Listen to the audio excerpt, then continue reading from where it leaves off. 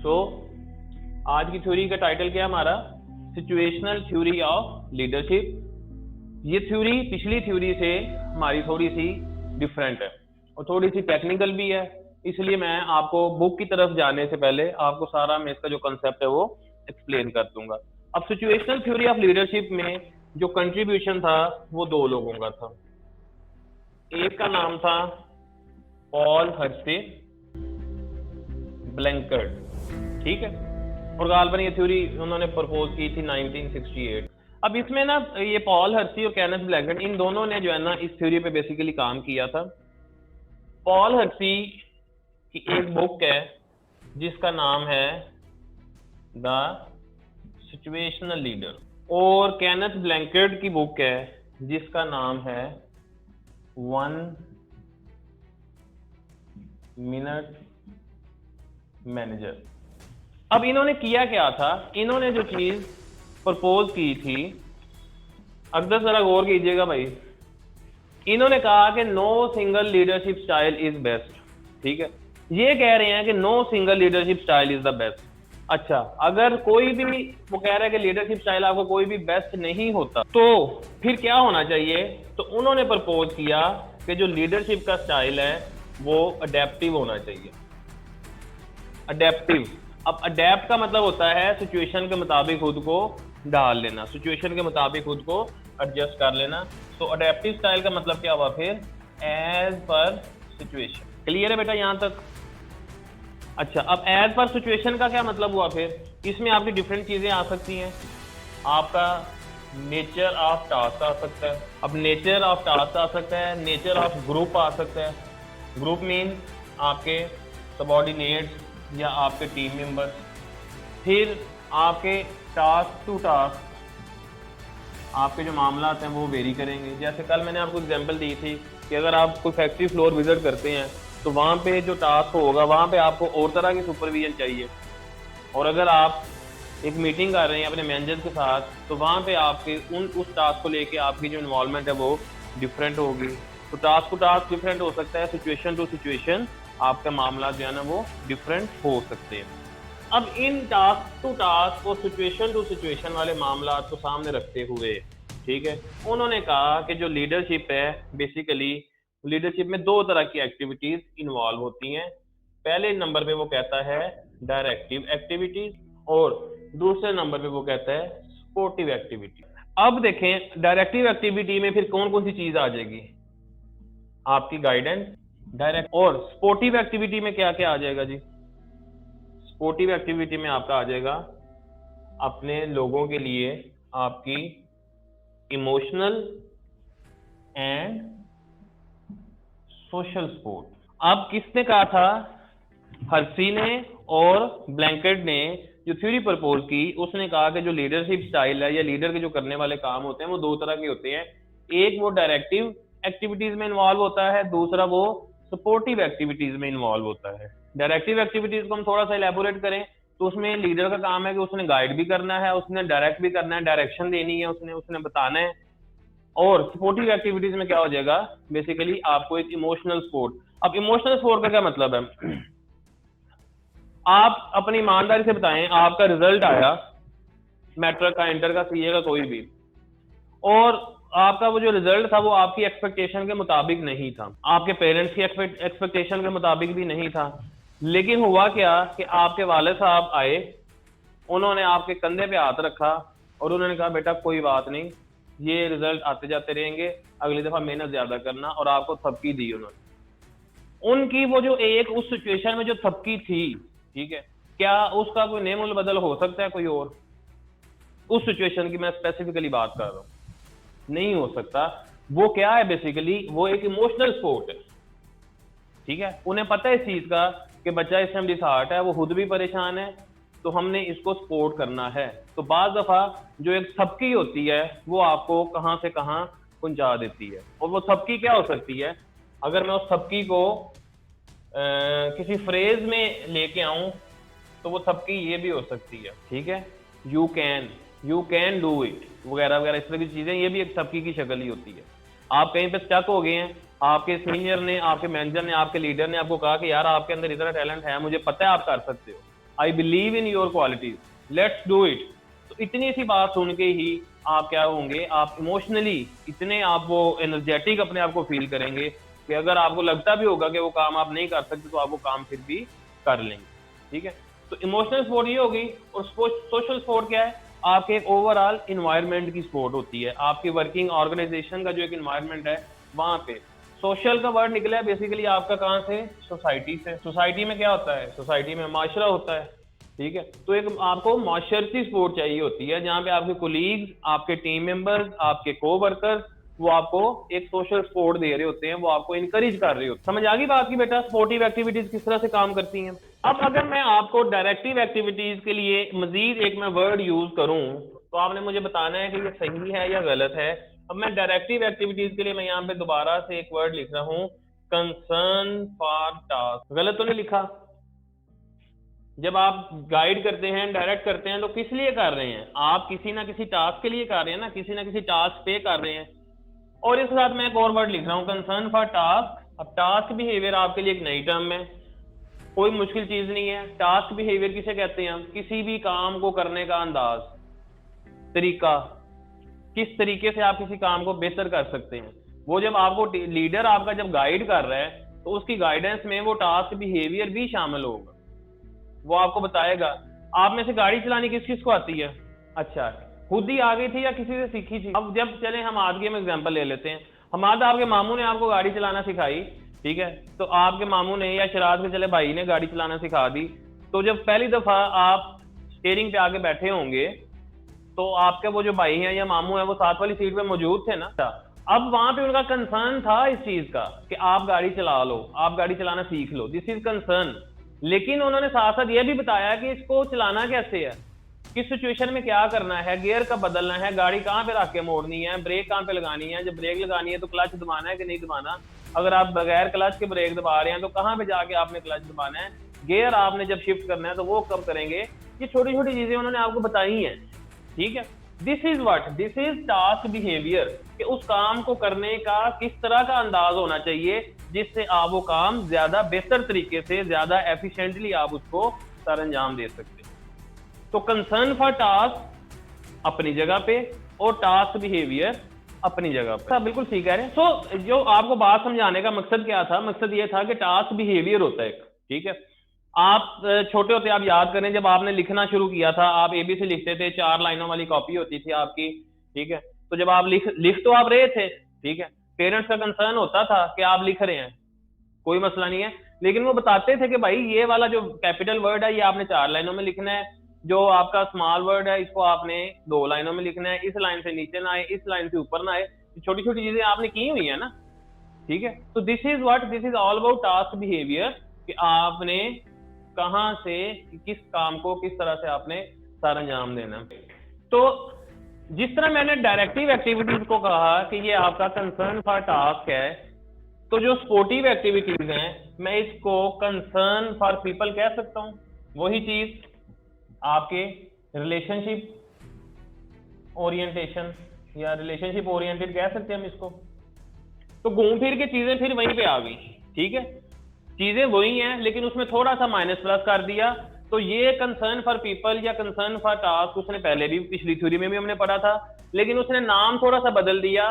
तो जो concern for task है या टास्क बिहेवियर है उसको उसने कह दिया कि ये आपकी डायरेक्टिव एक्टिविटीज है, और जो कंसर्न फॉर पीपल है जिसमें आपकी इमोशनल और सोशल सपोर्ट शामिल होती है वो उसने कह दिया ये आपकी सपोर्टिव एक्टिविटीज। अच्छा, अब हमें इस चीज का हमें पता चल गया, ठीक है, हमने देख लिया कि जी 2 तरह की उसने एक्टिविटीज बता दी। अब चूंकि हमारी जो थ्योरी है वो एक स्टाइल पे बेस करती है, ठीक है, तो इन्होंने आपके पास 4 किस्म के, इन्होंने कहा कि आपके 4 लीडरशिप स्टाइल्स होते हैं। अब वो जो 4 स्टाइल हैं मैं उनको, स्टाइल होता है आपका एस से, एक को मैं कह देता हूं S1, S2, S3 और S4। ये स्टाइल है, मोबाइल नहीं है। तो S1 को उसने कह दिया टेलिंग। अब टेलिंग का पता है आपको, कोई नई चीज तो नहीं है यहां पे। S2 को उसने कह दिया सेलिंग, हम ये भी पढ़ चुके हैं पहले। S3 को उसने कह दिया पार्टिसिपेटिंग, हमें पार्टिसिपेटिंग का भी पता है कि पार्टिसिपेटिव रोल टीचर लीडर का किस तरह से होता है। और S4 डेलीगेटिंग, हमें डेलीगेटिंग का भी पता है। जो लेस इज फेयर स्टाइल है उसने टोटली डेलीगेट कर दिया, उसकी अपनी कोई पार्टिसिपेशन नहीं है। इन चारों में से कोई आपको इनमें से कोई नई चीज मिली अभी तक? जो थोड़ा सा नया मवाद है ना वो अब यहाँ पे आने लगा। उसने कहा कि इन चारों के साथ साथ जो स्टाइल्स हैं, इन चारों के साथ साथ आपके एम्प्लॉइज का जो मैच्योरिटी लेवल है वो भी बड़ा मैटर करता है। क्योंकि उसने कहा था कि no leadership style is the best style, हमने सिचुएशन के मुताबिक ही देखना है, हमने अडेप्टिव होकर देखना है। तो मैच्योरिटी लेवल, अब मैच्योरिटी लेवल का एक और नाम मैं आपको यहाँ पे लिख के देता हूँ, आपने उसको अंडरस्टैंड करना है। अगर ये थ्योरी आ जाती है तो ये वाली टर्म जो मैं लिखने लगा हूँ इसको जरूर आपने बताना है। मैच्योरिटी लेवल की अगर हम बात करें तो मैच्योरिटी लेवल में उसने एक टर्म यूज की हुई है जिसको उसने कहा है फंक्शनिंग मैच्योरिटी। फंक्शनिंग मैच्योरिटी, अब फंक्शनिंग मैच्योरिटी क्या होगी? फंक्शंस क्या होते हैं? और मैच्योरिटी को मैं सीरियसनेस कह सकता हूं। आपके एम्प्लॉयज का सेंसिबल होना, आपके एम्प्लॉयज का सीरियस होना, आपके एम्प्लॉयज का रिस्पॉन्सिबल होना, ये सारी चीजें वैलिड है ना इस टर्म के लिए, ठीक है। तो उसने स्टाइल तो बता दिए, लेकिन उस स्टाइल के साथ साथ उसने कहा कि बेसिक, अच्छा अब आप मुझे ये बताएं कि स्टाइल के साथ उसने मैच्योरिटी लेवल को क्यों एंगेज कर दिया? क्या रीजन हो सकती है स्टाइल और मैच्योरिटी लेवल की एक दूसरे के साथ जो कनेक्शन उसने यहाँ पे शो किया?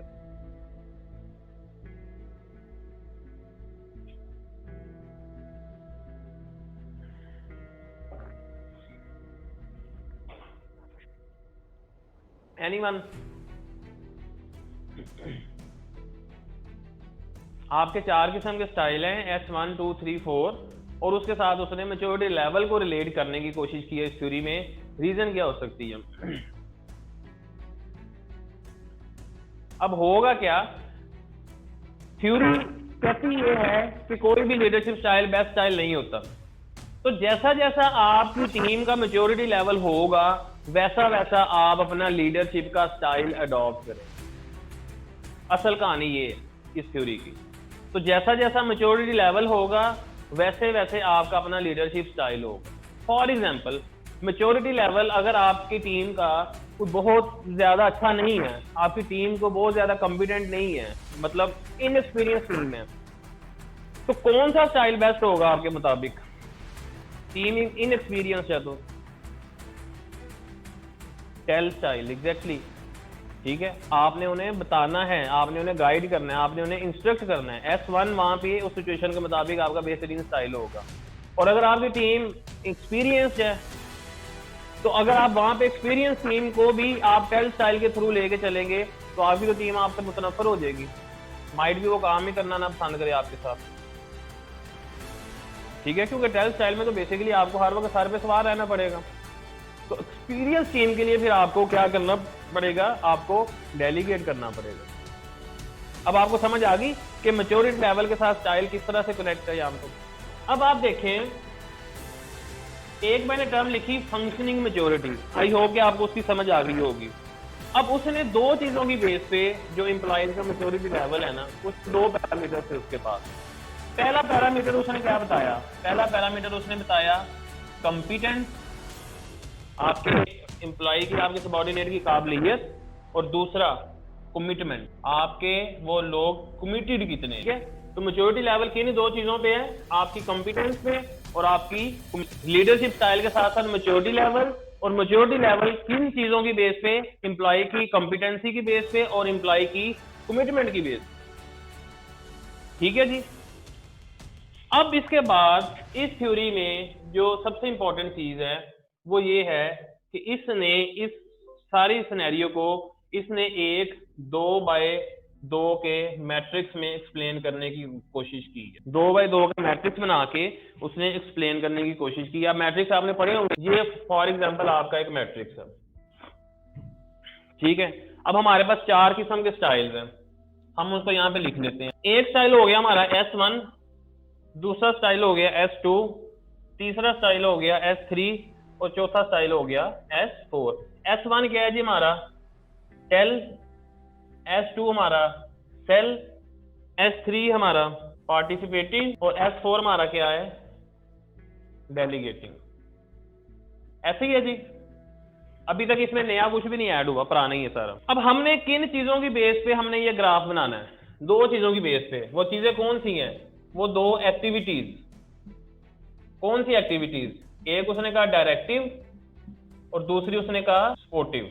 S1 हमारा टेल स्टाइल है। अब हमने ये जो ग्राफ बनाया है, हमने इस ग्राफ को इन दो एक्टिविटीज की बेस पे हमने इसको एनालाइज करना है।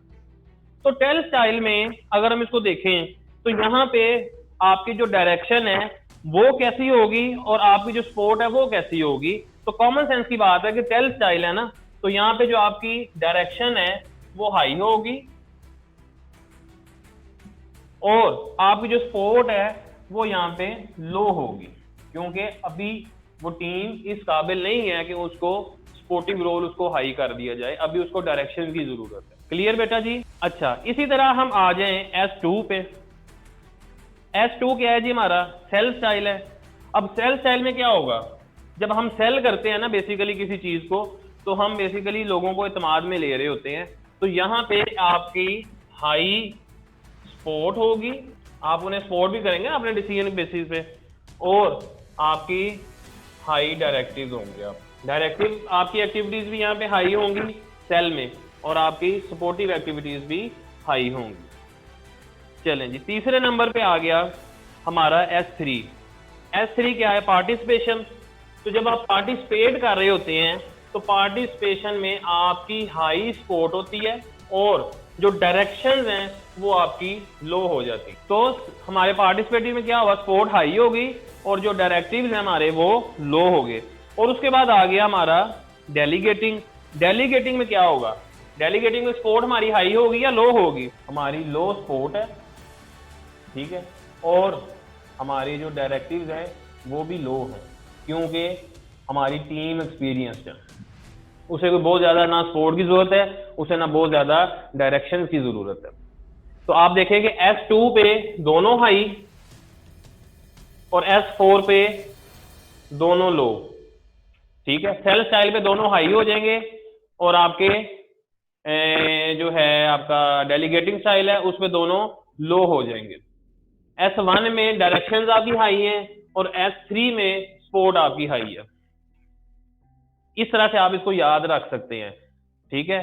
S2 में दोनों हाई, S4 में दोनों आपके लो, S1 में डायरेक्शंस हाई और S3 में सपोर्ट हाई। आप इसमें देखें, मैंने यहां से S1, S2, S3, S4, ठीक है, जहां पे S4 है आप वहां से S1 कर लें, आप उसे क्लॉकवाइज ले जाएं। मैंने एंटी क्लॉकवाइज किया है, ठीक है, तो आप उसे क्लॉकवाइज लेके चले जाएं। तो मेन चीज क्या है कि S1 में हमने ये बताना है कि डायरेक्शन कैसी होगी और सपोर्ट कैसी होगी, S2 में डायरेक्शन कैसी होगी, सपोर्ट कैसी होगी, और इसी तरह बाकी दोनों भी, ठीक है।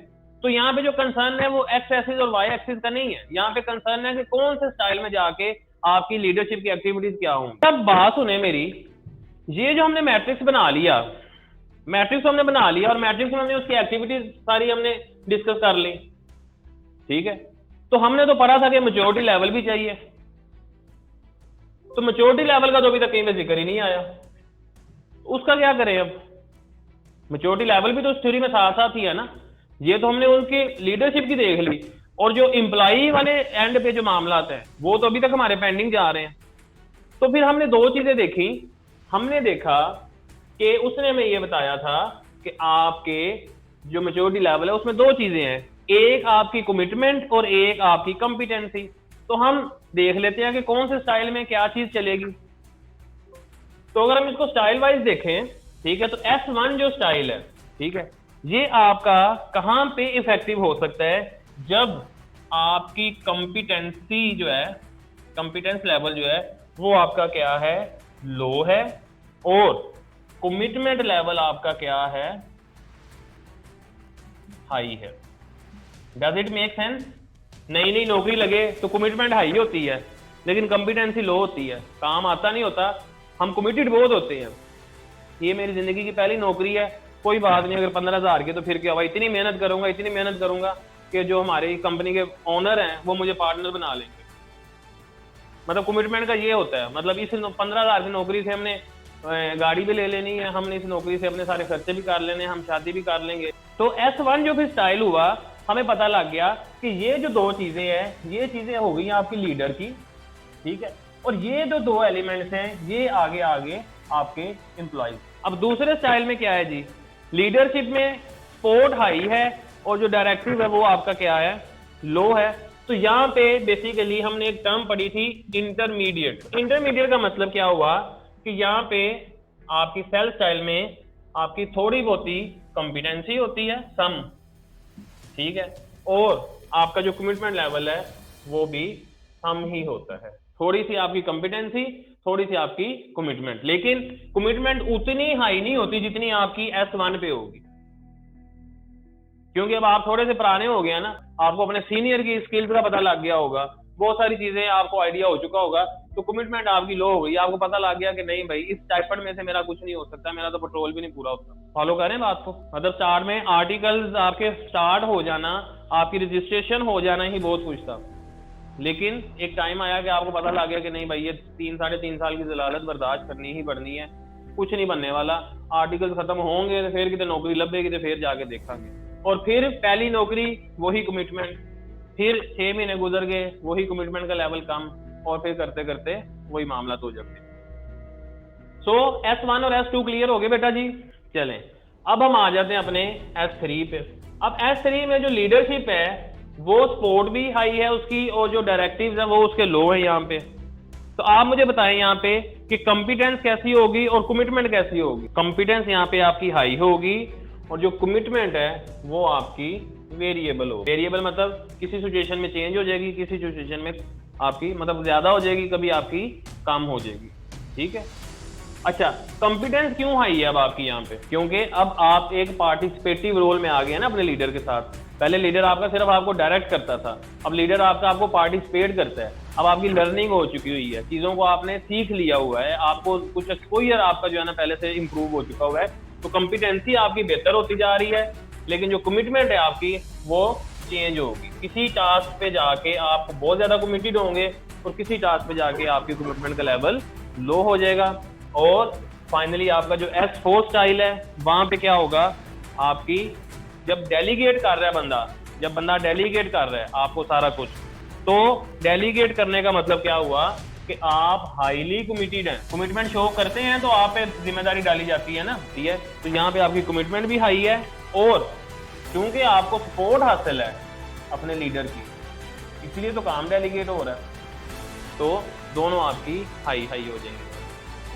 डेलीगेटिंग में जाके आपकी हाई कमिटमेंट और हाई। अब वापस आता हूं मैं अपनी थ्योरी के स्टार्ट में। उसने कहा था कि कोई भी जो लीडरशिप स्टाइल है आपका वो बेस्ट नहीं होता। अब ये कुछ उसने पैरामीटर्स दे दिए, ठीक है, एम्प्लॉय की मैच्योरिटी के वाले से। अब हमने क्या करना है, अब ये वाले जो हमारे पैरामीटर्स हैं हर स्टाइल में, ठीक है, हमने इन पैरामीटर्स की बेस पे हमने ये डिसाइड करना है कि कौन सी सिचुएशन में आपका जो कौन सा स्टाइल है वो बेहतर रहेगा। दो ये पैरामीटर्स और दो ये आपके parameters. So this was all about your situational theory of leadership.